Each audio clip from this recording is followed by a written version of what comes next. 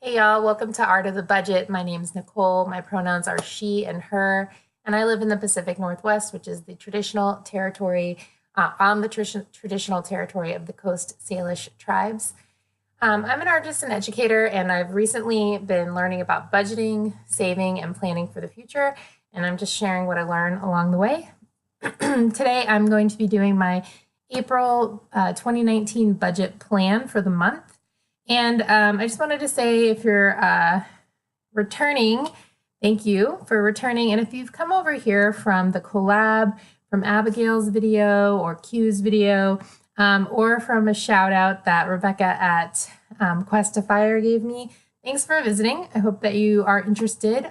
Please feel free to subscribe and check out my collab video and see all the other awesome makers and YouTubers that participated. That is my first time saying something like that, so sorry if it was a little rough, but in any case, if you're here, thank you so much for checking out my video. So let's get into this April budget plan. So I'm expecting about $3,500 take home from my full-time job. I also adjunct at the college that I work for full-time, and the way the contracts line up, I don't think I'll be getting 2 paychecks of adjunct pay, so this is what I'm estimating, hoping that I can budget with, and who knows, maybe I'll make a little bit more. Excuse me, just came back from traveling, got a little bit of the crud at the end. Okay, so reimbursements, not planning on anything. Interest income is 603. It's already been credited to my account. In terms of my radical intersectional feminism, this is where I share my income with folks that I think are awesome, and I plan to do about 5%, which, if I did the math correctly, is 175. I also put 2% of my income towards art and basically other working artists or small business economy kind of stuff. And I'll be doing $60 this month. Going down to emergency fund. Like I said, I think 1 paycheck will have adjunct pay. We just started the quarter yesterday. And so I'll put that $500 toward my emergency fund. My goal is to have $10,000 in my emergency fund by the end of June. I've been working on this for quite some time, and I feel like, things come up, you know how it is, and I haven't quite made it as far as I want, so I'm getting there. Savings, that 603 of interest goes in there. I don't really know why, but my online bank just puts it in its own separate account, but I like it because I can see this, last several months I've made almost $40 just by using a high yield savings account. Not planning to put anything in the me fund, but there is $325 in there, so that's pretty cool. I'll be doing $500 for investing in my Roth IRA. Rent is $550 as usual. Electricity is nice and low at $21.17. My mobile phone's a little on the high side because I was traveling. I suspected I would use all of my data, and I did very quickly. So I'll go over. I don't think it'll be more than this because I do spend most of my time in Wi-Fi when I'm not traveling between my house and my job. So hopefully it'll just be that bump up for a little more data. Internet's usually $79.95. Gas, I bumped it up a little this month to $125. I usually do $100. I did $125 last month, thinking that I might be using transportation, various methods of transportation more, and I didn't. But I'm going to bump it up again this month because I do have a short trip planned, and my sister is visiting, so I might drive on a trip with her. So yeah, better to have a little more planned and come in under. Usual car registration. This is basically a sinking fund like through my online bank, so it's automated. I don't really know why I keep it in this section and not sinking funds. What do you do? Okay, going down to groceries. $300 for groceries, $100 for restaurants, $20 for household. I'm not planning to spend money for my exercise class this month. Between my travel and my coach's travel, it's just going to work out that the last batch I bought will bring me through the end of the month. My kitties' food is the usual almost $70.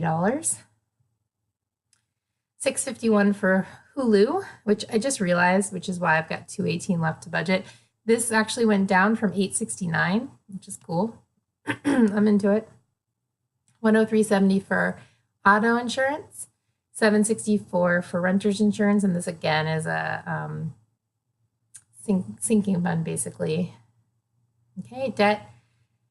Paying $300 to a loan I took from my parents, and once I get my emergency fund completely funded, I'm going to turn my attention to paying that debt off to my parents really quickly. I know for some of you this may be backwards, but there's no interest, so I guess for me it makes sense to do the emergency fund first. Student loans, 201, it's actually just under that.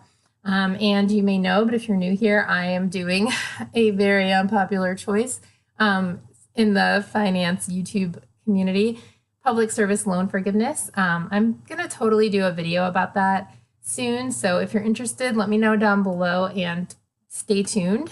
Okay, then going down to sinking funds, even though it's like a leaner month, although, I mean, I guess usually I'm saving all of my adjunct pay, so I guess I wouldn't really consider it leaner. But you know what I mean. I'm going to try to put a little bit into my different sinking funds. So if you are new here, you wouldn't know, but the last few months I've had some, my cats have had some, I have 2 cats, just 2, and they've had some health issues. So I've really been funneling a lot of money to like cash flowing their stuff and like getting used to a more expensive food and a bunch of different medicines. And so I've been kind of neglecting my sinking funds and really just pushing as much money in there as I can. And you can see there's quite a bit remaining in there. And I know that I need to pick up some medicine for them this month, so it's good that it's in there. But basically, I'm going to try to throw 25 to the health fund, 70 to the cat fund, 25 to car upkeep, 25 to the tech fund.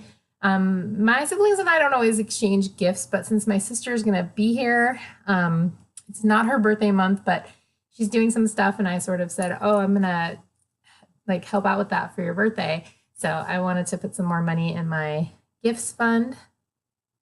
I don't need any more money in my clothing fund right now. I put some money from my tax return in, and I ended up, shocking, I know, have a small thrift store addiction, but I end up not spending much of it. So I'm still good at 65. In Sika travel for right now, it's over. And so I'm going to put what is remaining, I'm going to put into this summer extra travel and just have that available if I need it for like a couple of like short trips I'm doing this week or this month. So that'll just be available if I need it. And if not, it can go in the emergency fund. All right, so that is my April budget plan. I'm sitting here next to my bookcase, and I was wondering, do you have a favorite financial book or personal finance book? If you do, will you leave it down below? I want to see if I have it. I've been collecting kind of a lot from, I guess this is a really small box, so you can't see, but from the thrift store. I think my favorites are the ones that have been most useful to me. I definitely watch a lot more YouTube videos than I read books. But Women and Money by Susie Orman and I Will Teach You to Be Rich. Where are you? Here it is. By Ramit Sethi.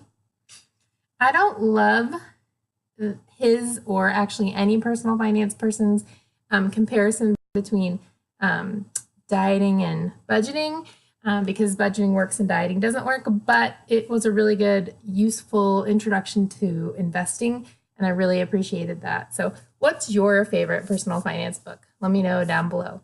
Hope you have a great April and see you next week.